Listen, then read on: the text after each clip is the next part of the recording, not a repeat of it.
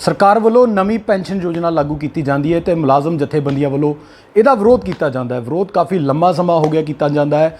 ਮੁਲਾਜ਼ਮ ਜਥੇਬੰਦੀਆਂ ਵੱਲੋਂ ਕਿਹਾ ਜਾਂਦਾ ਹੈ ਕਿ ਜੋ ਪੁਰਾਣੀ ਪੈਨਸ਼ਨ ਆ ਉਹ ਬਹਾਲ ਕੀਤੀ ਜਾਵੇ। ਕੀ ਵਜ੍ਹਾ ਰਹੀ, ਪੁਰਾਣੀ ਪੈਨਸ਼ਨ ਸਕੀਮ ਕੀ ਸੀ, ਕਦੋਂ ਇਹ ਸਕੀਮ ਹੋਂਦ 'ਚ ਆਈ ਤੇ ਨਵੀਂ ਪੈਨਸ਼ਨ ਕੀ ਆ, ਵਖਰੇਵੇਂ ਕੀ ਆ, ਗੱਲ ਕਰਾਂਗੇ। ਸਾਡੇ ਨਾਲ ਜਸ਼ਪਾਲ ਜੀ ਮੌਜੂਦ ਨੇ, ਐਡੀਟਰ ਨੇ ਵਰਕ ਚੇਤਨਾ ਮੈਗਜ਼ੀਨ ਤੇ ਮੁਲਾਜ਼ਮ ਜਥੇਬੰਦੀਆਂ ਨਾਲ ਇੱਕ ਲੰਮਾ ਸਮਾਂ ਤੋਂ ਜੁੜੇ ਹੋਏ ਨੇ, ਗੱਲ ਕਰਾਂਗੇ ਉਹਨਾਂ ਨਾਲ। ਬਹੁਤ ਬਹੁਤ ਸਵਾਗਤ ਹੈ ਜਸ਼। ਹਾਂਜੀ ਹਾਂਜੀ, ਥੈਂਕ ਯੂ। ਸਭ ਤੋਂ ਪਹਿਲਾਂ ਜੇ ਆਪਾਂ ਪੈਨਸ਼ਨ ਦੀ ਗੱਲ ਕੀਤੀ ਜਾਵੇ, ਨਵੀਂ ਪੈਨਸ਼ਨ ਲਾਗੂ ਕੀਤੀ, ਬਹੁਤ ਲੰਮਾ ਸਮਾਂ ਹੋ ਗਿਆ ਚਾਹੇ, ਪਰ ਮੁਲਾਜ਼ਮਾਂ ਵੱਲੋਂ ਉਦੋਂ ਤੋਂ ਹੀ ਵਿਰੋਧ ਕੀਤਾ ਜਾਂਦਾ। ਇਹ ਪੈਨਸ਼ਨ ਹੈ ਕੀ, ਘੱਟ ਆ ਗਈ? ਇਹ ਜਿਹੜੀ ਇਸ ਵੇਲੇ ਜਿਹੜੇ ਮੁਲਾਜ਼ਮ ਜਿਹੜੇ ਹੈ ਉਹ ਇਹ ਡਿਮਾਂਡ ਕਰ ਰਹੇ ਨੇ ਕਿ ਸਾਨੂੰ ਜਿਹੜੀ ਪੁਰਾਣੀ ਪੈਨਸ਼ਨ ਪਹਿਲਾਂ ਮਿਲਦੀ ਸੀ ਉਹੀ ਮਿਲਣੀ ਚਾਹੀਦੀ ਹੈ, ਕਿਉਂਕਿ ਜਿਹੜੀ ਨਵੀਂ ਪੈਨਸ਼ਨ ਪ੍ਰਣਾਲੀ ਲਾਗੂ ਕੀਤੀ ਹੈ ਉਹ ਕਿਸੇ EMPLOYEE ਯੂਨੀਅਨ ਨਾਲ ਡਿਸਕਸ ਕਰਕੇ ਨਹੀਂ ਕੀਤੀ। ਕਿਸੇ ਪਾਰਲੀਮੈਂਟ ਦੇ ਵਿੱਚ ਵੀ ਉਹ ਇਹਦਾ ਬਿੱਲ ਲਗਭਗ ਜਾ ਕੇ 2003 ਤੋਂ ਲੈ ਕੇ ਇਹ ਚੱਲਦੀ ਸੀ ਗੱਲ 3 ਵਜੇ 2003 ਤੋਂ ਵਾਜਪਾਈ ਸਰਕਾਰ ਨੇ ਇੱਕ ਚਿੱਠੀ ਕੱਢ ਕੇ ਉਹਨਾਂ ਨੇ ਕਰਤੀ ਕਿ ਅੱਜ ਤੋਂ ਅੱਗੇ ਤੋਂ ਜਿਹੜੇ EMPLOYEE ਜਿਹੜੇ ਸਾਰੇ ਨੇ ਕੇਂਦਰੀ ਮੁਲਾਜ਼ਮਾਂ ਦੇ ਸੀਗੇ ਕਿ ਉਹਨਾਂ ਨੂੰ ਪੁਰਾਣੀ ਪੈਨਸ਼ਨ ਨਹੀਂ ਮਿਲੇਗੀ, ਉਹਨਾਂ ਨੂੰ ਨਵੀਂ ਪੈਨਸ਼ਨ ਜਿਹੜੀ ਮਿਲੇਗੀ। ਉਹਦਾ ਇੱਕ ਸਿਸਟਮ ਬਣਾਇਆ ਉਹਨਾਂ ਨੇ 2003 ਤੋਂ ਵਾਜਪਾਈ ਸਰਕਾਰ ਵੇਲੇ ਇੱਕ ਲੈਟਰ ਜਾਰੀ ਕੀਤਾ ਗਿਆ। ਸਰਕਾਰ 4 'ਚ ਬਦਲ ਗਈ, ਹਾਂਜੀ, ਮਨਮੋਹਨ ਸਿੰਘ ਸਰਕਾਰ ਆ ਗਈ। ਉਹਨਾਂ ਨੇ ਵੀ ਉਹਨੂੰ ਉਸ ਲੈਟਰ ਨੂੰ ਆਰਡੀਨੈਂਸ ਦੇ ਰੂਪ 'ਚ ਦੇ ਕੇ ਉਹਨਾਂ ਨੇ ਉਹਨੂੰ ਕੰਟੀਨਿਊ ਕੀਤਾ। ਯਾਨੀ ਉਹ ਇੱਕ 2003-04 ਤੋਂ ਸ਼ੁਰੂ ਹੋ ਕੇ ਇਹ ਜਾ ਕੇ ਬਿੱਲ ਪਾਸ ਹੋਇਆ 2013 'ਚ ਪਾਰਲੀਮੈਂਟ 'ਚ। ਤਕਰੀਬਨ 10 ਸਾਲ ਲੱਗ ਗਏ। 10 ਸਾਲ 'ਚ ਬਿਨਾਂ ਪਾਰਲੀਮੈਂਟ ਦੇ ਮਨਜ਼ੂਰੀ ਲਏ, ਬਿਨਾਂ ਕਿਸੇ EMPLOYEE ਆਰਗੇਨਾਈਜੇਸ਼ਨ ਤੋਂ ਪੁੱਛੇ, ਬਿਨਾਂ ਕਿਸੇ ਸਟੇਟ ਨਾਲ ਰਾਏ ਕੀਤੇ ਉਹ ਆਰਡੀਨੈਂਸ ਰਾਹੀਂ ਉਹ ਪੈਨਸ਼ਨ ਪ੍ਰਣਾਲੀ ਜਿਹੜੀ ਨਵੀਂ ਪੈਨਸ਼ਨ ਪ੍ਰਣਾਲੀ ਲਾਗੂ ਹੋ ਗਈ। ਉਹ ਸੈਂਟਰ ਨੇ ਲਾਗੂ ਕਰਤੀ ਅਤੇ ਨਾਲ ਦੀ ਨਾਲ ਹੀ ਹੌਲੀ ਸਾਰੀ ਸਟੇਟਾਂ ਜਿਹੜੀਆਂ ਲਗਭਗ 27 ਸਟੇਟਾਂ ਨੇ ਉਸ ਵੇਲੇ ਹੌਲੀ ਉਹ 2-3 ਸਾਲਾਂ ਦੇ ਵਿੱਚ ਉਹ ਪ੍ਰਣਾਲੀ ਲਾਗੂ ਕਰਤੀ। ਥੋੜ੍ਹੀ ਆਪਾਂ ਮੈਂ ਚਾਹੁੰਦਾ ਵੀ ਥੋੜ੍ਹਾ ਜਿਹਾ ਆਪਾਂ ਪਿਛੋਕੜ ਵੱਲ ਵੀ ਧਿਆਨ ਮਾਰ ਲਈਏ। ਪੈਨਸ਼ਨ ਸਕੀਮ ਇੰਡੀਆ 'ਚ ਸ਼ੁਰੂ ਕਦੋਂ ਹੋਈ ਸੀ, ਪਿਛੋਕੜ ਕੀ ਹੈ? ਹਾਂ, ਪਿਛੋਕੜ ਜਿਹੜਾ ਹੈ ਵੀ ਪੈਨਸ਼ਨ ਸਕੀਮ ਜਿਹੜੀ ਹੈ ਉਹ 47 ਤੋਂ ਪਹਿਲਾਂ ਅੰਗਰੇਜ਼ਾਂ ਦੇ ਰਾਜ ਵੇਲੇ ਇਹ 1920 ਤੋਂ ਉਹਨਾਂ ਨੇ ਇਹ ਕੋਈ ਐਕਟ ਬਣਾ ਕੇ 1881 ਦਾ ਜਾਂ ਉਸ ਤੋਂ ਬਾਅਦ ਉਹ ਐਕਟ ਦੇ ਵਿੱਚ ਉਹਨਾਂ ਨੇ ਵੀ ਉਹ ਮੁਲਾਜ਼ਮਾਂ ਨੂੰ ਯਾਨੀ ਕੋਈ ਉਸ ਤਰ੍ਹਾਂ ਦੀ ਰਿਟਾਇਰਮੈਂਟ ਤੋਂ ਬਾਅਦ ਕੋਈ ਬੈਨੀਫਿਟ ਹੋਵੇ, ਜਿਹ 'ਚ 1920 ਤੋਂ ਉਹਨਾਂ ਨੇ ਪ੍ਰੋਵੀਡੈਂਟ ਫੰਡ ਦਾ ਕਿ ਉਹਨਾਂ ਦਾ ਪ੍ਰੋਵੀਡੈਂਟ ਫੰਡ ਜਿਹੜਾ ਕੱਟਿਆ ਜਾਂਦਾ, ਜਿਹੜਾ ਹੁਣ ਅੱਜ ਵੀ ਕੱਟਿਆ ਜਾਂਦਾ, ਉਹ ਕੱਟਿਆ ਜਾਵੇ ਤਾਂ ਕਿ ਰਿਟਾਇਰਮੈਂਟ ਤੋਂ ਬਾਅਦ ਉਹਦੇ ਇਵਜ਼ ਦੇ ਵਿੱਚੋਂ ਉਹ ਕੁਛ ਉਹਨਾਂ ਦੀਆਂ ਕੰਡੀਸ਼ਨਸ ਨੇ ਵੀ ਇੰਨੇ ਸਾਲ ਦੀ ਸਰਵਿਸ ਉਹਨੇ ਕੀਤੀ ਹੋਵੇ ਤਾਂ ਉਹਨਾਂ ਨੂੰ ਪੈਨਸ਼ਨ ਕੁਛ ਉਹਦਾ ਕੋਈ ਪੈਨਸ਼ਨ ਹਿੱਸਾ ਜਿਹੜਾ ਮਿਲ ਜੇ। ਇਹ 1920 ਤੋਂ ਪ੍ਰੋਵੀਡੈਂਟ ਫੰਡ ਦੀ ਸਕੀਮ। ਫਿਰ ਜਾ ਕੇ 1957 ਦੇ ਵਿੱਚ ਜਾ ਕੇ ਜਿਹੜੀ ਪੁਰਾਣੀ ਪੈਨਸ਼ਨ ਸਕੀਮ ਹੈ 1957 'ਚ ਜਾ ਕੇ ਉਹ ਸ਼ੁਰੂ ਹੋਈ, ਜਿਸ 'ਚ ਅਸੀਂ ਵੀ ਰਿਟਾਇਰਮੈਂਟ ਤੋਂ ਬਾਅਦ ਇੱਕ ਇਹਨੂੰ ਅਸੀਂ ਮਤਲਬ ਇਸ ਤਰ੍ਹਾਂ ਕਹਾਂਗੇ ਕਿ ਡਿਫਾਈਨਡ ਬੈਨੀਫਿਟ, DB ਸ਼ਬਦ ਵਰਤਦੇ ਹਾਂ, ਡਿਫਾਈਨਡ ਬੈਨੀਫਿਟ, ਕਿ ਜਦ ਬੰਦਾ ਕੋਈ ਰਿਟਾਇਰ ਹੁੰਦਾ ਉਹਨੂੰ ਜਾਣ ਲੱਗਿਆਂ ਕੁਛ ਇੱਕ ਨਿਸ਼ਚਿਤ ਜਿਹੜੀ ਆ ਉਹਨੂੰ ਪਤਾ ਵੀ ਮੈਨੂੰ ਇੰਨੀ ਜਿਹੜੀ ਹੈ ਉਹ ਪੈਨਸ਼ਨ ਜਿਹੜੀ ਹੈ ਮਿਲੇਗੀ, ਹਰ ਮਹੀਨੇ ਮਿਲੀ ਜਾਇਆ ਕਰ। ਉਹ ਡਿਫਾਈਨਡ ਬੈਨੀਫਿਟ ਸੀਗਾ। ਇਹ ਲਗਾਤਾਰ 1957 ਤੋਂ ਚੱਲਦਾ। ਤਾਂ 1957 ਤੋਂ ਬਾਅਦ ਉਹਦਾ ਅੱਡ ਰੂਲਸ, ਕੋਈ ਉਹਦੇ ਨਾਲ ਇੱਕ ਗ੍ਰੈਚੁਟੀ ਮਿਲਦੀ ਹੈ, ਜਦ ਇਕੱਲੀ ਪੈਨਸ਼ਨ ਨਹੀਂ ਮਿਲਦੀ। ਉਸ ਤੋਂ ਬਾਅਦ ਉਹਦੀ ਆਪਣੀ ਕਿੰਨੇ ਸਾਲ ਦੀ ਸਰਵਿਸ ਹੈ, ਉਸ ਸਰਵਿਸ ਦੇ ਨਾਲ ਜੋੜ ਕੇ ਕਿਸੇ ਦੀ ਮੈਕਸੀਮਮ 33 ਸਾਲ ਦੀ ਸਰਵਿਸ ਸੀ ਤਾਂ 16.5 ਮਹੀਨਿਆਂ ਦੀ ਉਹਨੂੰ ਜਿੰਨੀ ਤਨਖਾਹ ਉਹ ਲੈਂਦਾ ਪਹਿਲਾਂ ਬਿਕਸ ਪੇ, ਤਾਂ ਉਹਨੂੰ ਉਹਦੀ ਤਨਖਾਹ ਨਾਲ ਉਨੀ ਅਮਾਊਂਟ ਮਿਲ ਜਾਂਦੀ ਸੀ। ਕਿਸੇ ਵੇਲੇ ਇਕੱਲੀ ਬੇਸਿਕ ਪੈਨਸ਼ਨ ਮਿਲਦੀ ਸੀ। ਫਿਰ EMPLOYEES ਨੇ ਡਿਮਾਂਡ ਕੀਤੀ ਤਾਂ ਨਾਲ DA ਵਿੱਚ ਐਡ ਹੋਣਾ ਸ਼ੁਰੂ ਹੋ ਗਿਆ। ਤਾਂ ਇਸ ਤਰ੍ਹਾਂ ਕਰਕੇ ਉਹ ਇੱਕ ਗ੍ਰੈਚੁਟੀ ਵੀ ਉਹਦੇ ਨਾਲ ਜੁੜੀ ਹੋਈ ਸੀ। 2 ਬੈਨੀਫਿਟ, ਰੈਗੂਲਰ ਹਰ ਮਹੀਨੇ ਪੈਨਸ਼ਨ, ਅਤੇ ਜਦੋਂ ਰਿਟਾਇਰ ਹੁੰਦਾ ਬੰਦਾ ਉਸ ਵੇਲੇ ਉਹਨੂੰ ਆਪਣੇ ਉਹ ਗ੍ਰੈਚੁਟੀ ਦੀ ਰਕਮ ਜਿਹੜੀ ਮਿਲਦੀ ਹੁੰਦੀ ਸੀਗੀ। ਇਹ ਲਗਾਤਾਰ ਜਿਹੜੀ ਹੈ 2004 ਤੱਕ, 1 ਜਨਵਰੀ 2004 ਤੋਂ ਇਹ ਜਿਹੜੀ ਨਵੀਂ ਪੈਨਸ਼ਨ ਸਕੀਮ ਜਿਹੜੀ ਲਾਗੂ ਹੋਈ ਹੈ, ਜਿਹੜੀ 2003 'ਚ ਉਹਦਾ ਲੈਟਰ ਜਾਰੀ ਕੀਤਾ ਉਹਨਾਂ ਨੇ, 4 'ਚ ਮਤਲਬ ਉਹਦਾ ਆਰਡੀਨੈਂਸ ਬਣ ਗਿਆ। ਉਸ ਤੋਂ ਬਾਅਦ ਉਹ ਪਾਰਲੀਮੈਂਟ ਦੇ ਵਿੱਚ ਚੱਲਦੀ ਰਹੀ।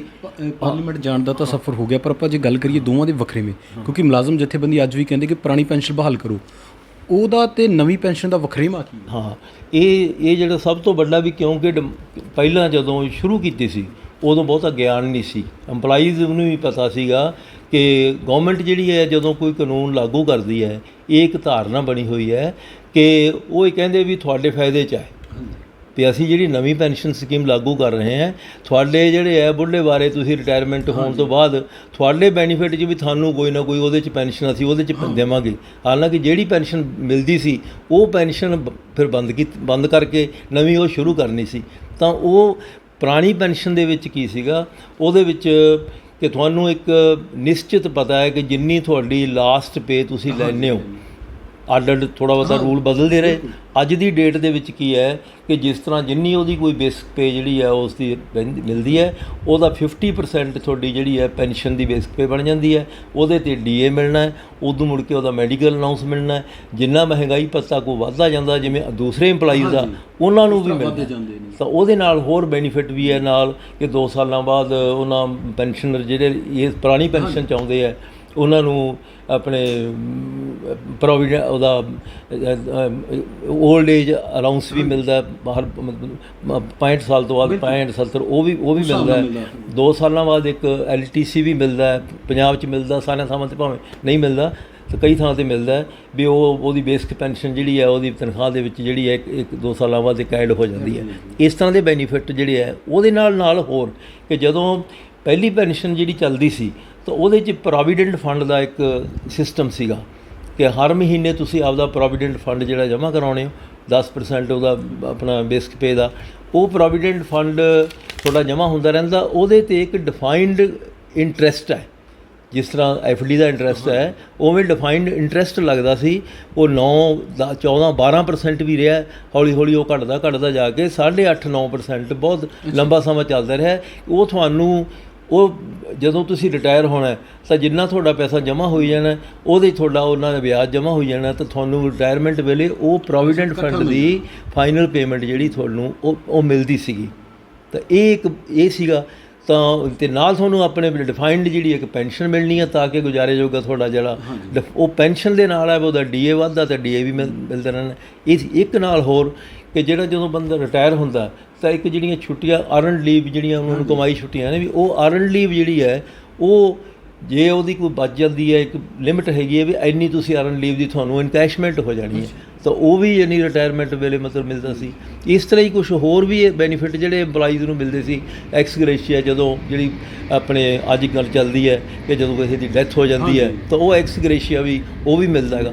ਤਾਂ ਇਹ ਸਾਰੇ ਬੈਨੀਫਿਟ ਪੁਰਾਣੀ ਪੈਨਸ਼ਨ ਦੇ ਨਾਲ ਉਸ ਸਿਸਟਮ ਦੇ ਵਿੱਚ ਸੀ, ਓਲਡ ਪੈਨਸ਼ਨ ਪ੍ਰਣਾਲੀ ਦੇ ਵਿੱਚ ਸੀ। ਤੇ ਹੁਣ ਜੇ ਨਵੀਂ ਦੀ ਗੱਲ ਹੈ ਤਾਂ ਨਵੀਂ ਦੇ ਵਿੱਚ ਕੀ ਕੱਟ ਲਗਾਤਾ ਤੇ ਉਹ ਸਿਸਟਮ ਕੀ ਇੱਕ ਹੋਰ ਜਿਹੜਾ ਵੱਡਾ ਸੀਗਾ ਕਿ ਜਿਹੜੀ ਪੁਰਾਣੀ ਪੈਨਸ਼ਨ ਦੇ ਵਿੱਚ ਜਦੋਂ ਬੰਦਾ ਰਿਟਾਇਰ ਹੁੰਦਾ ਹੈ ਤਾਂ ਜਿੰਨੀ ਉਹਨੂੰ ਗ੍ਰੈਚੁਟੀ ਮਿਲਦੀ ਹੈ ਉਹਦੀ ਇੱਕ ਲਿਮਿਟ ਸੀਗੀ।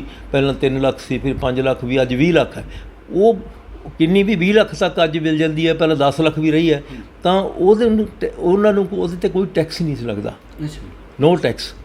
ਜਿੰਨੀ ਉਹਨੂੰ ਇੱਕ ਕਮਿਊਟ ਕਰਾਉਣ ਦੀ, ਇੱਕ ਪੈਨਸ਼ਨ ਕਮਿਊਟ ਕਰਾਉਣ ਦੀ ਵਿਵਸਥਾ ਹੈ ਕਿ ਤੁਸੀਂ 40% ਜਿਹੜੀ ਉਹਦੀ ਕਮਿਊਟ ਕਰਾ ਸਕਦੇ ਆ। ਇੱਕ ਕਿਸਮ ਦਾ ਲੋਨ ਮਿਲ ਜਾਂਦਾ ਹੈ। ਉਹ ਜਿੰਨੀ ਤੁਸੀਂ ਕਮਿਊਟੇਸ਼ਨ ਤੁਹਾਨੂੰ ਫਰਜ਼ ਕੀਤਾ ਲੋਨ ਲੈ ਲਿਆ ਤੁਸੀਂ 12 ਸਾਲਾਂ ਦੇ ਵਿੱਚ ਮੋੜਨਾ ਹੈ ਉਹ, ਤਾਂ ਉਹ ਤੁਹਾਡੀ ਆਮਦਨ 'ਚੋਂ ਵੀ ਘੱਟ ਜਾਂਦੀ ਹੈ ਅਤੇ ਉਹ ਜਿਹੜੀ ਕਮਿਊਟੇਸ਼ਨ ਦੀ ਰਕਮ ਮਿਲਦੀ ਹੈ ਉਹ ਕਿਸੇ ਨੂੰ ਉਹ ਨਹੀਂ, ਉਹਦੇ 'ਤੇ ਵੀ ਟੈਕਸ ਨਹੀਂ ਲੱਗਦਾ। ਜਿਹੜੀ ਤੁਹਾਡੀ ਇਨਕੈਸ਼ਮੈਂਟ ਦੂਸਰੀ ਹੈ ਉਹ 'ਤੇ ਵੀ ਟੈਕਸ ਨਹੀਂ ਲੱਗਦਾ। ਜਿਹੜੀ ਤੁਹਾਡੀ ਗ੍ਰੈਚੁਟੀ ਹੈ ਉਹ ਵੀ ਟੈਕਸ ਤੋਂ ਬਿਨਾਂ। ਇਹ ਇੱਕ ਸਭ ਤੋਂ ਵੱਡਾ ਸੀ ਕਿ ਜਿੰਨੀ ਅਮਾਊਂਟ ਤੁਹਾਨੂੰ ਮਿਲਣੀ ਹੈ ਉਹ ਇਨਕਮ ਟੈਕਸ ਜਿਹੜੀ ਹੈ ਟੈਕਸ ਰਹਿ ਸੀ, ਇਨਕਮ ਟੈਕਸ ਦੇ ਵਿੱਚ ਨਹੀਂ ਆਉਂਦੀ ਸੀ। ਇਹ ਸਭ ਤੋਂ ਬੈਨੀਫਿਟ ਇਹ ਸੀ। ਤਾਂ ਜਦੋਂ ਅੱਜ ਜਿਹੜੀ ਇਹ ਬਣਾਈ ਨਵੀਂ ਪੈਨਸ਼ਨ ਪ੍ਰਣਾਲੀ ਬਣਾਈ ਤਾਂ ਅੱਜ ਥੋੜ੍ਹੀਆਂ ਬਹੁਤੀਆਂ ਉਹਦੇ ਚੇਂਜਿਸ ਆਈਆਂ ਨੇ, ਕਰਨੀਆਂ ਪਈਆਂ ਨਹੀਂ। ਉਹ ਚੇਂਜਿਸ ਮੈਂ ਬਾਅਦ 'ਚ ਗੱਲ ਕਰਦਾ ਕਿ ਪਹਿਲਾਂ ਜਿਹੜੀ ਓਰੀਜਨਲੀ ਜੋ ਹੈਗੀ ਲਗਾਤਾਰ ਇੰਨੇ ਪਿਛਲੇ ਸਾਲਾਂ ਤੋਂ ਚੱਲ ਰਹੀ ਹੈ ਉਹਦੇ 'ਚ ਸਿਰਫ ਕੀ ਹੈ ਕਿ ਤੁਸੀਂ ਪਹਿਲਾਂ ਉਹਨਾਂ ਨੇ ਕੀਤਾ ਸੀ ਵੀ 10% ਤੁਹਾਡੀ ਬੇਸਿਕ ਪੇ ਪਲੱਸ DA, ਉਹਦਾ 10% ਐਮਪਲਾਈਜ਼ ਦਾ ਤੁਸੀਂ ਕੱਟ ਲੈਣਾ।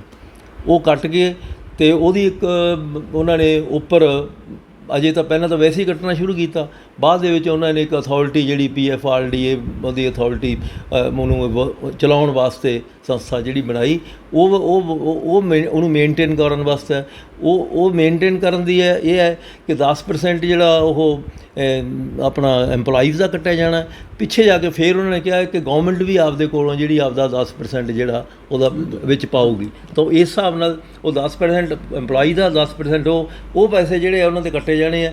ਉਹ ਕੱਟ ਕੇ ਉਹਦੇ ਮੁੜ ਕੇ ਜਮ੍ਹਾਂ ਹੋ ਜਾਣੇ। ਇਹ ਕੱਟ ਜਿਹੜੇ ਹੈ ਉਹਦੇ 'ਚ ਇਹ ਹੈ ਵੀ ਪਹਿਲੀ ਗੱਲ ਕਿ ਜਿਸ ਤਰ੍ਹਾਂ ਪੁਰਾਣੀ ਪੈਨਸ਼ਨ ਦੇ ਵਿੱਚ ਪ੍ਰੋਵੀਡੈਂਟ ਫੰਡ ਕੱਟਿਆ ਜਾਂਦਾ ਸੀ, ਉਹ ਤੁਸੀਂ ਜਦੋਂ ਵੀ ਤੁਹਾਨੂੰ ਕੋਈ ਲੋੜ ਹੈ ਐਮਪਲਾਈ ਨੂੰ, ਉਹਦੇ ਬੱਚੇ ਦੀ ਮੈਰਿਜ ਹੈ, ਉਹਨੇ ਮਕਾਨ ਬਣਾਉਣਾ ਹੈ, ਕੋਈ ਹੋਰ ਖਰੀਦਣਾ ਕੁਛ ਮੇਜਰ ਕੋਈ, ਤਾਂ ਉਹਦੇ 'ਚ ਉਹ ਆਪਣਾ ਪੈਸਾ ਕਢਾ ਸਕਦੇ ਸੀ।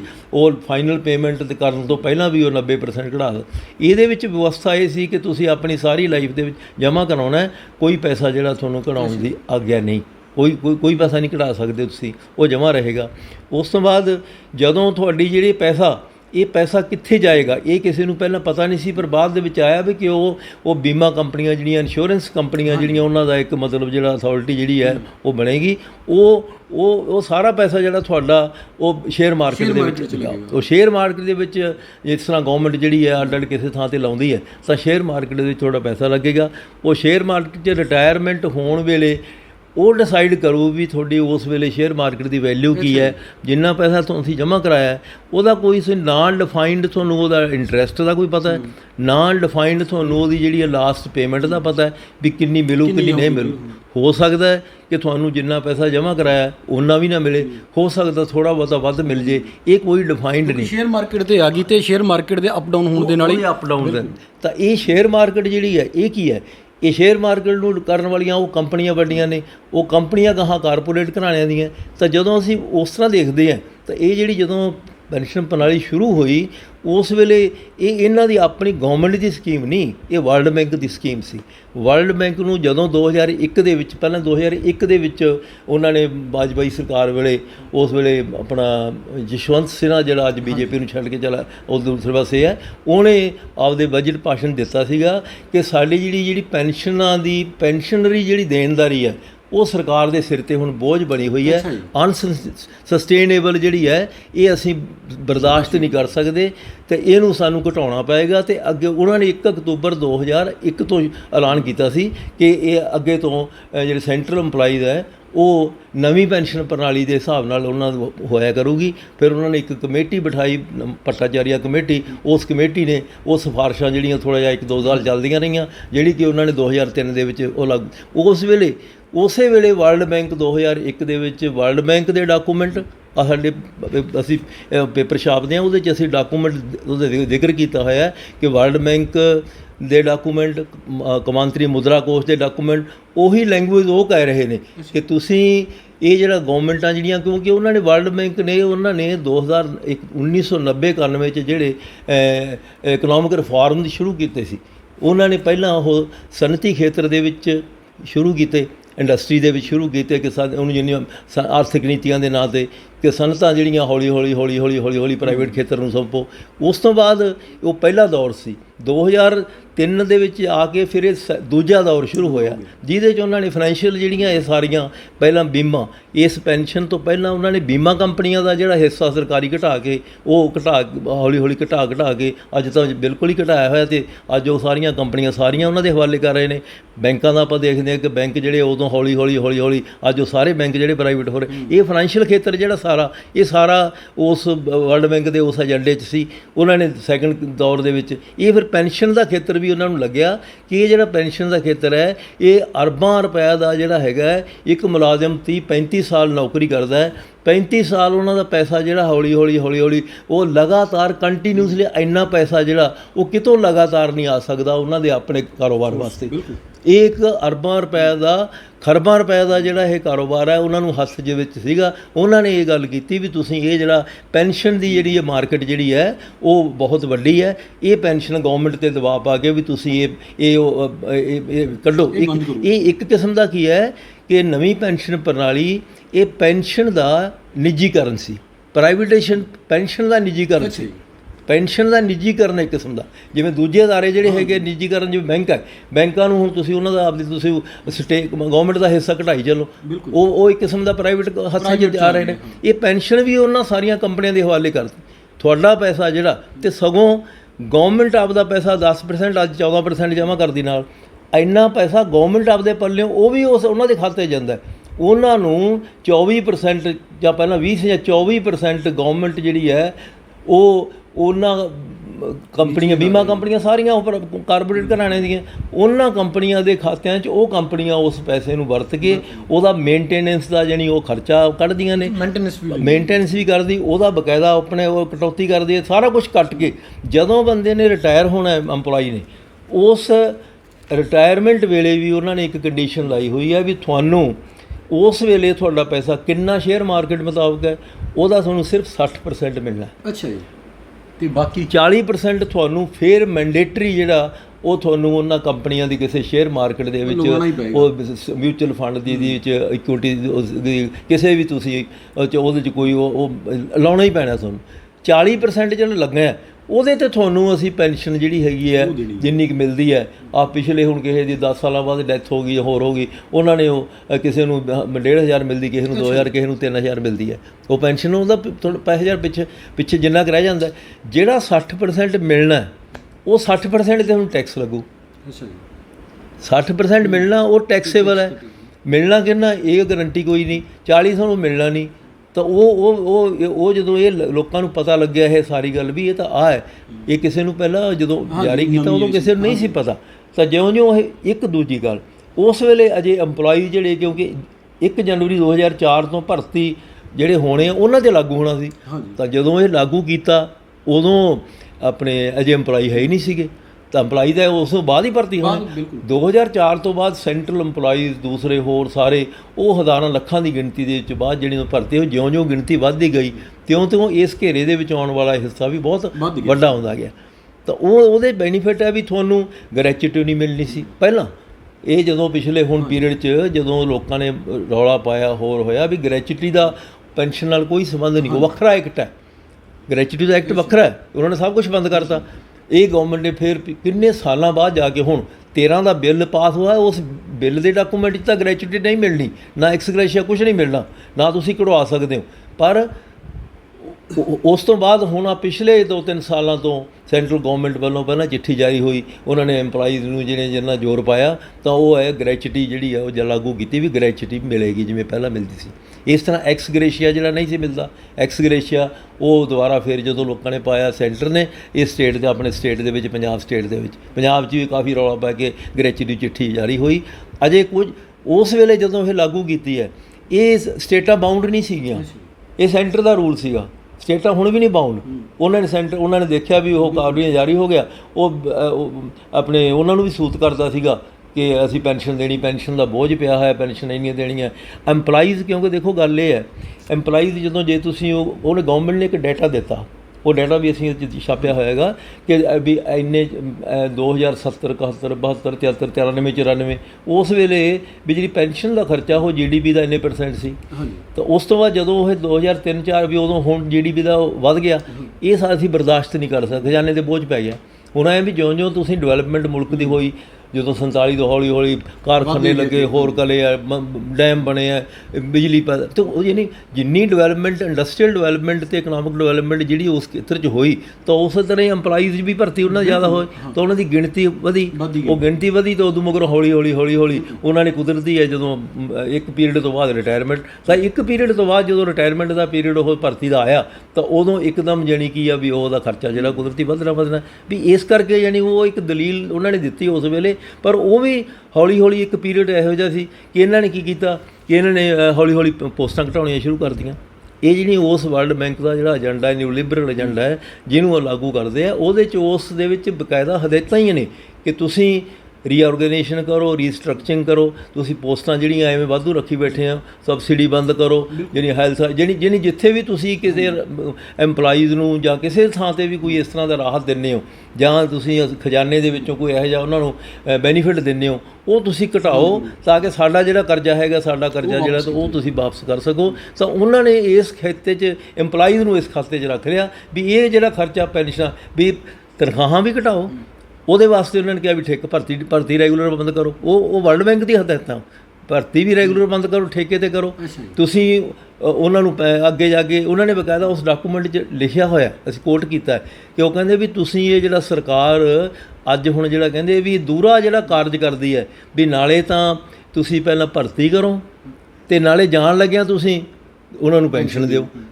ਪਹਿਲਾਂ ਉਹਨਾਂ ਨੇ ਇੱਕ ਦੌਰ 'ਚ ਕਿਹਾ ਵੀ ਇਹ ਕੰਮ ਨਹੀਂ ਕਰਨਾ, ਤੁਸੀਂ ਪਹਿਲਾਂ ਉਹ ਯਾਨੀ ਪਹਿਲਾ ਦੌਰ ਸੀ ਕਿ ਤੁਸੀਂ ਇਹ ਕੰਮ ਨਹੀਂ ਕਰਨਾ, ਤੁਸੀਂ ਭਰਤੀ ਕਰਦੇ ਹੋ ਕਰੋ, ਪਰ ਤੁਸੀਂ ਜਿਹੜਾ ਪੇ ਐਜ਼ ਯੂ ਗੋ ਵੀ ਉਹ ਇਹ ਫਾਰਮੂਲਾ ਕਰੋ। ਇਹ ਦੂਰਾ ਤੁਹਾਡਾ ਜਿਹੜਾ ਹੈਗਾ ਤੁਹਾਡੀ ਫਾਈਨੈਂਸ਼ੀਅਲ ਜਿਹੜੀ ਤੁਹਾਡੀ ਜ਼ਿੰਮੇਵਾਰੀ ਹੈ ਉਹਦੇ ਨਾਲ ਇਹ ਸੋਸ਼ਲ ਜ਼ਿੰਮੇਵਾਰੀ ਜਿਹੜੀ ਟਕਰਾਉਂਦੀ ਹੈ, ਇਹ ਤੁਸੀਂ ਆਪਦੀ ਸੋਸ਼ਲ ਜ਼ਿੰਮੇਵਾਰੀ ਛੱਡ ਦਿਓ। ਇਹ ਹੁਣ ਉਹ ਜਿਹੜੀ ਵੈਲਫੇਅਰ ਸਟੇਟ ਦਾ ਜਿਹੜਾ ਕਨਸੈਪਟ ਹੈ ਉਹ ਛੱਡ ਦਿਓ ਵੀ ਤੁਸੀਂ ਉਹ ਦੋਨੇ ਕਾਰਜ ਨਹੀਂ ਕਰ ਸਕਦੇ, ਇਸ ਕਰਕੇ ਹੁਣ ਤੁਸੀਂ ਆਪਦੀ ਪੈਨਸ਼ਨ ਜਾਣ ਲੱਗਿਆ ਪੈਨਸ਼ਨ ਨਹੀਂ ਦੇਣੀ। ਆਪਾਂ ਇਹ ਕਹਿ ਸਕਦੇ ਹਾਂ ਮੋਟੇ ਰੂਪ 'ਚ ਜਿਹੜੀ ਨਵੀਂ ਪੈਨਸ਼ਨ ਹੈ ਇਹ 'ਚ ਸ਼ੋਰਟੀ ਨਹੀਂ ਹੈਗੀ, ਤੁਹਾਨੂੰ ਕਿੰਨੇ ਪੈਸੇ ਮਿਲਣਗੇ ਕੁਛ ਨਹੀਂ ਸਿਓਰਟੀ, ਅਤੇ ਜਿਹੜੇ ਮਿਲਣਾ ਹੈ ਉਹ ਟੈਕਸ ਆ। ਪਿੱਛੇ ਜਦੋਂ ਵਾਜਪਾਈ ਦਾ ਆਪਣੇ ਉਹਦਾ ਫਾਈਨਾਂਸ ਮਿਨਿਸਟਰ ਜਿਹੜਾ ਪਿਛਲਾ ਸੀ ਡੈਥ ਹੋ ਗਈ ਜਿਹਦੀ ਅਰੁਣ ਜੇਤਲੀ ਨੇ ਉਸ ਵੇਲੇ ਬਜਟ ਦੇ ਵਿੱਚ ਇੱਕ ਉਸ ਵੇਲੇ ਥੋੜ੍ਹਾ ਜਿਹਾ ਆਇਆ ਵੀ ਅਸੀਂ ਉਹਦੇ ਦੇਖਾਂਗੇ ਵੀ ਅਸੀਂ ਸ਼ਾਇਦ ਥੋੜ੍ਹੀ ਬਹੁਤੀ ਰਾਹਤ ਕੀਤੀ ਵੀ ਉਹਦਾ ਕੁਛ ਹਿੱਸਾ ਜਿਹੜਾ ਉਹਨੂੰ ਅਸੀਂ ਟੈਕਸ ਦੇ ਵਿੱਚ ਰੱਖ ਕੇ ਬਾਕੀ ਨੂੰ ਅਸੀਂ ਟੈਕਸ ਨਹੀਂ ਲਾਉਂਦੇ। ਇਹ ਯਾਨੀ ਰੌਲਾ ਬਹੁਤ ਪਿਆ। ਹੁਣ ਜਿਹੜੇ ਇੰਪਲਾਈਜ਼ ਜਿਹੜੇ ਸਵਾਲ ਖੜਾ ਕਰਦੇ ਹੈ ਕਿ ਸਾਡੀ ਜਿਹੜੀ ਹੈ ਸਾਨੂੰ ਅਸੀਂ ਲੈਣੀ ਨਹੀਂ, ਇਹ ਸਾਨੂੰ ਤਾਂ ਉਹ ਪਹਿਲਾ ਬੈਨੀਫਿਟ ਜਿਹੜਾ ਹੈਗਾ ਅਸੀਂ ਲੈਣਾ ਹੈਗਾ ਤਾਂ ਕਿ ਅਸ਼ੋਰਡ ਸਾਨੂੰ ਪਤਾ ਹੈ ਕਿ ਸਾਨੂੰ ਹਾਂ ਉਹਦੇ 'ਚ ਐਂ ਵੀ ਇੱਕ ਗੱਲ ਜਿਹੜੀ ਇਹ ਇਕੱਲਾ ਜਿਹੜੀ ਪੈਨਸ਼ਨ ਹੈ ਇਹ 1 ਜਨਵਰੀ 4 ਤੋਂ ਬਾਅਦ ਇੰਪਲਾਈਜ਼ 'ਤੇ ਲਾਗੂ ਹੈ। ਗੌਰਮੈਂਟ ਉਦੋਂ ਬਾਅਦ ਤਾਂ ਹੁਣ 17 ਸਾਲ ਲੰਘ ਗਏ, ਹੁਣ ਗੌਰਮੈਂਟ 'ਤੇ ਕੋਈ ਬੋਝ ਹੀ ਨਹੀਂ, ਜਿਹੜੇ ਬੰਦੇ ਹੁਣ ਰਿਟਾਇਰ ਹੋਣੇ ਆ ਉਹ ਬੋਝ ਹੁਣ ਘਟਿਆ ਹੋਇਆ ਹੈਗਾ। ਉਹ ਭਰਤੀ ਉਹਨਾਂ ਦੀ ਜਿਹੜੀ ਇੰਪਲਾਈਜ਼ ਦੀ ਗਿਣਤੀ ਘਟ ਰਹੀ ਹੈ। ਤੁਸੀਂ ਸਾਰੇ ਸੈਂਟਰਲ ਇੰਪਲਾਈਜ਼ ਦੇਖੋ, ਰੇਲਵੇ ਦੇ ਵਿੱਚੋਂ ਲੱਖਾਂ ਦੀ ਗਿਣਤੀ 'ਚ ਉਹਨਾਂ ਦੀ ਘਟਾਤੀ। ਪੰਜਾਬ 'ਚ ਵੀ ਆਪਾਂ ਗੱਲ ਕਰਦੇ ਹਾਂ, ਪੰਜਾਬ 'ਚ 5 ਲੱਖ ਇੰਪਲਾਈ ਹੁੰਦੇ ਸੀ, ਅੱਜ 2 ਲੱਖ। ਹੁਣ ਗਿਣਤੀ ਜਿਹੜੀ ਉਹਨਾਂ ਨੇ ਦਿੱਤੀ ਪੇ ਕਮਿਸ਼ਨ ਨੇ, ਉਹਨਾਂ ਨੇ 2,85,000 ਜਿਹੜੇ ਰੈਗੂਲਰ ਇੰਪਲਾਈ ਨੇ ਸਾਰੇ। ਰਿਟਾਇਰਡ ਜੇ 3,07,000 ਹੈ, ਪਰ 2 ਲੱਖ ਦੇ ਲਗਭਗ ਜਿਹੜੇ ਉਹ ਠੇਕਾ ਭਰਤੀ ਹੈ ਸਾਰੇ, ਉਹ ਸਾਰੇ ਚਾਹੇ ਆਊਟਸੋਰਸਿੰਗ ਆ ਚਾਹੇ ਕਿਸ ਤਰ੍ਹਾਂ। ਤੁਸੀਂ ਬਿਜਲੀ ਵਾਲੇ ਰੋਜ਼ ਦੇਖਦੇ ਹੋ ਹਰ ਮਹਿਕਮੇ ਦੇ ਵਿੱਚ ਉਹ ਠੇਕੇ ਵਾਲੇ ਗਿਣਤੀ ਵੱਧ ਹੋ ਰਹੀ ਹੈ ਸਾਰਾ। ਤਾਂ ਇਸ ਤਰ੍ਹਾਂ ਯਾਨੀ ਉਹਨਾਂ ਨੇ ਇਹ ਇੰਪਲਾਈਜ਼ ਨੂੰ ਲੱਗਦਾ ਹੈ ਵੀ ਸਾਨੂੰ ਤਾਂ ਇਹ ਪਤਾ ਹੀ ਨਹੀਂ ਵੀ ਸਾਡਾ ਕੱਲ੍ਹ ਪਹਿਲਾਂ ਤਾਂ ਲੱਗਾ ਵੀ ਸਾਡੇ ਜਾਂਦਾ ਕਿੱਥੇ ਪੈਸਾ। ਹੁਣ ਜਿਹੜੇ ਬੰਦੇ ਰਿਟਾਇਰ ਹੁੰਦੇ ਉਹਨਾਂ ਨੂੰ ਜਾਂ ਡੈਥ ਹੋ ਜਾਂਦੀ ਜਾਂ ਉਹਦੀ ਸਰਵਿਸ ਥੋੜ੍ਹੀ ਹੈ, ਉਹਨਾਂ ਨੂੰ ਹੁਣ ਲੱਗਣ ਲੱਗ ਗਿਆ ਵੀ ਸਾਡੇ ਕੋਲ ਇਹ ਤਾਂ ਪੈਸੇ ਮਿਲਦੇ ਸਾਨੂੰ 1,500 2,000 2-3,000 ਹੈ। ਇਸ ਕਰਕੇ ਹੁਣ ਸਵਾਲ ਐਡਾ ਵੱਡਾ ਖੜਾ ਸ਼ੁਰੂ ਹੋ ਗਿਆ। ਅੱਜ ਜਿਹੜੇ ਜਦੋਂ ਇੰਪਲਾਈਜ਼ ਦਾ ਪਟਿਆਲੇ ਮਾਰਚ ਸੀ ਬਹੁਤ ਵੱਡਾ, ਉਸ ਮਾਰਚ ਦੇ ਵਿੱਚ ਜਿੱਥੇ ਇਹ ਮੁੱਦਾ ਹੈਗਾ ਵੀ ਉਹਨਾਂ ਦੀ ਪੇ ਕਮਿਸ਼ਨ ਨੇ ਸਾਨੂੰ ਘੱਟ ਦਿੱਤਾ ਹੈ, ਉੱਥੇ ਉਹਨਾਂ ਦਾ ਜਿਹੜਾ ਦੂਜਾ ਸਭ ਤੋਂ ਵੱਡਾ ਮੁੱਦਾ ਅੱਜ ਇਹ ਹੈ ਕਿ ਪੈਨਸ਼ਨ ਪ੍ਰਣਾਲੀ ਜਿਹੜੀ ਹੈ ਪੁਰਾਣੀ ਲਾਗੂ ਕੀਤੀ ਜਾਵੇ। ਆਪਣੇ ਜਿਹੜੀ ਉਹ ਆਪਣੇ ਨਵੀਂ ਇਹਨਾਂ ਨੇ ਕਮੇਟੀ ਵੀ ਬਣਾਈ ਇੱਥੇ ਪੰਜਾਬ ਦੇ ਵਿੱਚ ਕਈ। ਇੱਕ ਆਪਾਂ ਗੱਲ ਪੰਜਾਬ ਦੇ ਇੰਪਲੋਈਜ਼ ਤਾਂ ਇਸ ਗੱਲ ਨੂੰ ਲੈ ਕੇ ਸਰਕਾਰ ਦੇ ਖਿਲਾਫ ਹੋਏ ਨੇ ਕਿ ਪੈਨਸ਼ਨ ਪੁਰਾਣੀ ਕੀ ਹੋਰ ਸੂਬਿਆਂ ਦੇ ਇੰਪਲੋਈ ਵੀ ਇਹਦੇ ਖਿਲਾਫ ਹੋਏ ਨੇ? ਆਲ ਇੰਡੀਆ ਲੈਵਲ 'ਤੇ central employees, railway employees, PNT employees, ਸਾਰੇ ਸੈਂਟਰਲ ਇੰਪਲਾਈਜ਼ ਜਿਹੜੇ ਇਹਦਾ ਵਿਰੋਧ ਕਰ ਰਹੇ ਨੇ। ਕੋਈ ਇੰਪਲਾਈ ਕੋਈ ਆਰਗੇਨਾਈਜੇਸ਼ਨ ਜਿਹੜੀ ਹੈਗੀ ਆ, ਤੁਸੀਂ ਦੇਖੋ ਗੌਰਮੈਂਟ ਦਾ ਵੀ ਯਾਰ ਕੋਈ ਆਰਗੇਨਾਈਜੇਸ਼ਨ ਤੁਹਾਡੀ ਇਸ ਗੱਲ ਦਾ ਹਮਾਇਤ ਹੀ ਨਹੀਂ ਕਰ ਰਹੀ। ਜਿਵੇਂ ਹੁਣ ਖੇਤੀ ਕਾਨੂੰਨ ਹੈ ਕਿ ਗੌਰਮੈਂਟ ਖੇਤੀ ਕਾਨੂੰਨ ਕਹਿੰਦੀ ਅਸੀਂ ਵੀ ਕੋਈ ਖੇਤੀ ਕਾਨੂੰਨ, ਲੋਕ ਕਹਿੰਦੇ ਅਸੀਂ ਲੈਣੇ ਨਹੀਂ, ਉਹ ਕਹਿੰਦੇ ਅਸੀਂ ਲੈਣੇ ਨਹੀਂ ਵੀ ਤੁਸੀਂ, ਉਹ ਕਹਿੰਦੇ ਤੁਸੀਂ ਲਾਗੂ ਕਰਨੇ ਆ ਤੁਹਾਡੇ ਫਾਇਦੇ 'ਚ। ਇਹ ਵੀ ਐਂ ਕਹਿੰਦੇ ਆ, ਉਹਨਾਂ ਨੂੰ ਪਤਾ ਕਿ ਨਾ ਦਿੰਦੇ ਆ। ਉਹ ਪੈਨਸ਼ਨ ਰਿਫਾਰਮਸ ਕਹਿ ਕੇ ਕਰ ਰਹੇ ਆ ਵੀ ਅਸੀਂ ਪੈਨਸ਼ਨ ਸੁਧਾਰ ਕਰ ਰਹੇ ਹਾਂ। ਜੇ ਤੁਸੀਂ ਬਿਜਲੀ ਸੁਧਾਰ ਕਰਨਾ, ਥਰਮਲ ਬੰਦ ਕਰਨੇ ਆ ਤਾਂ ਉਹ ਥਰਮਲ ਨੂੰ ਤੁਸੀਂ ਪ੍ਰਾਈਵੇਟ ਹੱਥਾਂ 'ਚ ਦੇਣਾ, ਉਹਨੂੰ ਆਪਣੇ ਪਾਵਰ ਰਿਫਾਰਮ ਦੇ ਨਾਂ 'ਤੇ ਕਰ ਰਹੇ ਨੇ। ਮਤਲਬ ਲੋਕਾਂ ਦੀ ਭਾਸ਼ਾ ਕਹਿ ਕੇ ਵੀ ਲੋਕਾਂ ਦੇ ਫਾਇਦੇ 'ਚ ਅਸੀਂ ਕਰ ਰਹੇ ਹਾਂ, ਤੁਹਾਨੂੰ ਲਾਭ ਹੋਣਾ ਗਾ। ਉਹ ਜਦੋਂ ਇਹ ਗੱਲਾਂ ਜਿਹੜੀਆਂ ਸਾਰੀਆਂ ਸਾਹਮਣੇ ਆਉਂਦੀਆਂ ਨੇ ਫਿਰ ਉਹ ਲੋਕਾਂ ਨੂੰ ਪਤਾ, ਤਾਂ ਇਹ ਬਹੁਤ ਵੱਡਾ ਵਿਰੋਧ ਜਿਹੜਾ ਅੱਜ ਹੋ ਰਿਹਾ ਹੈ, ਇਹ ਬਹੁਤ ਵੱਡਾ ਮਸਲਾ ਹੈ। ਇਹਦੇ ਵਿੱਚ ਲੱਖਾਂ ਦੀ ਗਿਣਤੀ 'ਚ ਸੈਂਟਰ ਦੇ ਅਤੇ ਆਪਣੇ ਸਟੇਟਾਂ ਦੇ ਇੰਪਲਾਈਜ਼ ਜਿਹੜੇ ਆਏ ਹੋਏ ਨੇਗੇ, ਤਾਂ ਉਹ ਸਾਰਿਆਂ ਦੀ ਡਿਮਾਂਡ ਜਿਹੜੀ ਹੈ, ਜਿਹੜੇ 2004 ਤੋਂ ਭਰਤੀ ਹੋਏ ਨੇ, ਉਹ ਸਾਰਿਆਂ ਦੀ ਡਿਮਾਂਡ ਹੈ ਕਿ ਸਾਨੂੰ ਪੁਰਾਣੀ ਪੈਨਸ਼ਨ ਜਿਹੜੀ ਹੈ। ਤੁਸੀਂ ਇੱਕ ਹੋਰ ਇਹਦਾ ਪਹਿਲੂ ਮੈਂ ਹੋਰ ਤੁਹਾਨੂੰ ਦੱਸਦਾ ਕਿ ਜਿਹੜਾ ਸੈਂਟਰ ਦਾ ਜਿਹੜਾ 5ਵਾਂ ਜਿਹੜਾ ਪੇ ਕਮਿਸ਼ਨ ਸੀ, 5ਵੇਂ ਪੇ ਕਮਿਸ਼ਨ ਨੇ ਉਸ ਵੇਲੇ ਗੌਰਮੈਂਟ ਨੇ ਆਪਦੀਆਂ ਟਰਮਸ ਆਫ ਰੈਫਰੈਂਸ 'ਚ ਲਿਖਿਆ ਕਿ ਤੁਸੀਂ ਇਹ ਦੱਸੋ ਵੀ ਇਹ ਪੁਰਾਣੀ ਪੈਨਸ਼ਨ ਅਤੇ ਨਵੀਂ ਪੈਨਸ਼ਨ ਦਾ ਤੁਸੀਂ ਕੀ ਅਸੀਂ ਨਵੀਂ ਪੈਨਸ਼ਨ ਕਰੀਏ, ਕੀ ਅਸੀਂ ਕਰੀਏ। ਉਹ ਕਹਿੰਦੇ ਵੀ ਉਹ 5ਵੇਂ ਪੇ ਕਮਿਸ਼ਨ ਨੇ ਰੱਦ ਕੀਤਾ ਹੈ ਕਿ ਨਹੀਂ, ਪਹਿਲੀ ਜਾਰੀ ਰਹਿਣੀ ਚਾਹੀਦੀ।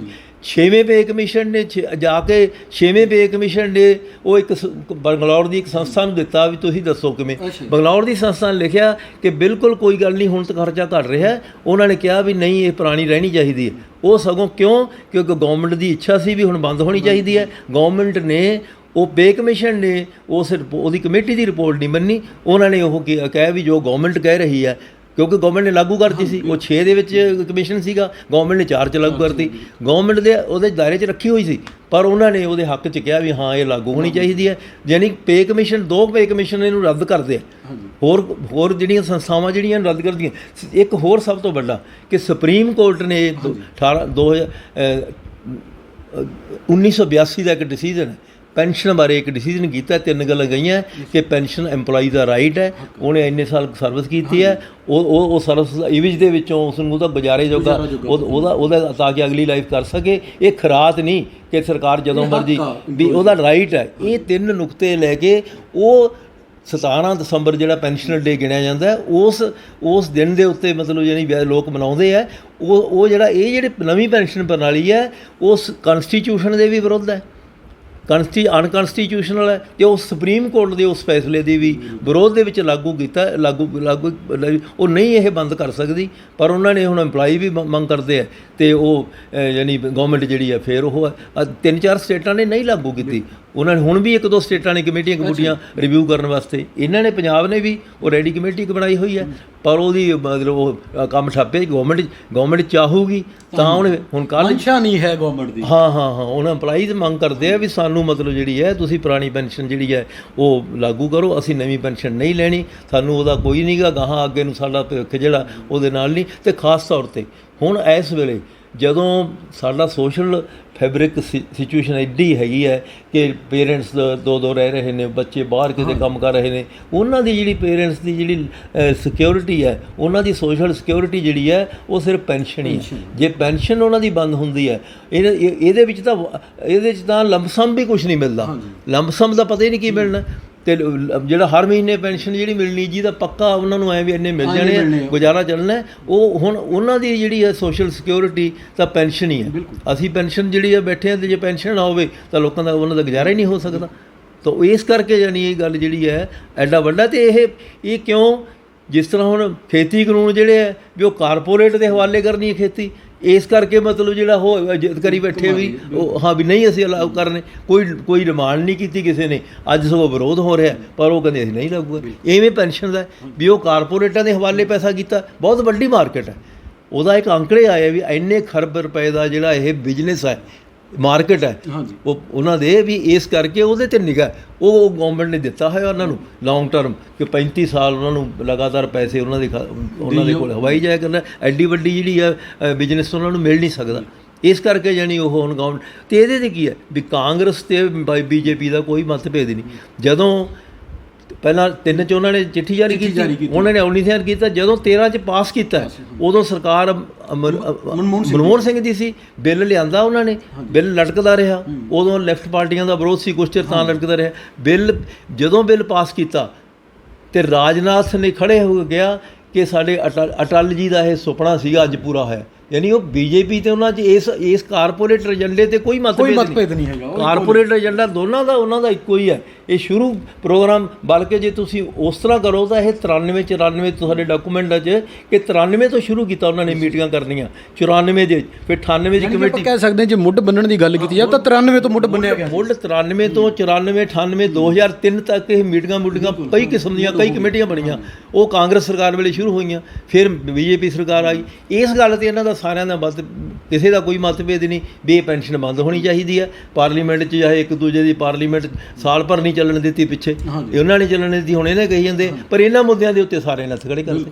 ਮਤਲਬ ਜਿਹੜੇ ਮੁੱਦੇ ਜਿਹੜੇ ਲੋਕਾਂ ਦੇ ਮੁੱਦੇ ਆ ਉੱਥੇ ਇੱਕ ਨੇ, ਪਰ ਉਹ ਜਿੱਥੇ ਉਹ ਸਿਰਫ ਕੀ ਹੈ ਵੀ ਆਪਦਾ ਪੋਲੀਟੀਕਲ ਲਾਹਾ ਹੁੰਦਾ, ਹਾਂ ਉਹ ਹੋਰ ਮੁੱਦੇ ਭਾਰੂ ਕਰਪਸ਼ਨ ਨੂੰ ਲੈ ਲਓ, ਫਲਾਣੇ ਨੇ ਇੰਡੀਵਿਜੂਅਲ ਕਰਪਸ਼ਨ ਦਾ ਕਿਸੇ ਦਾ ਮੁੱਦਾ ਪਿਛਲੀਆਂ ਇਲੈਕਸ਼ਨਾਂ 'ਚ ਇਹੀ ਚੱਲਿਆ। ਹੁਣ ਵੀ ਇਹੋ ਜਿਹੇ ਏਜੰਡੇ ਚੱਲਦੇ ਆ, ਹੁਣ ਦੂਸਰੇ ਹੋਰ ਇਹੋ ਜਿਹੇ ਏਜੰਡੇ ਉਹ ਤਾਂ ਲੱਭ ਲੈਣਗੇ। ਪਰ ਜਿਹੜੇ ਇਹ ਬੇਸਿਕ ਮੁੱਦੇ ਹੁਣ ਕੈਪਟਨ ਅਮਰਿੰਦਰ ਸਿੰਘ ਨੇ ਜਦੋਂ ਬਣਨੀ ਸੀ ਉਹਦੇ ਵਿੱਚ ਪਾਇਆ ਹੋਇਆ, ਉਹਦੇ 'ਚ ਆਪਣੇ ਮੈਨੀਫੈਸਟੋ 'ਚ ਪਾਇਆ ਹੋਇਆ ਵੀ ਅਸੀਂ ਪੈਨਸ਼ਨ ਬਹਾਲ ਕਰਾਂਗੇ।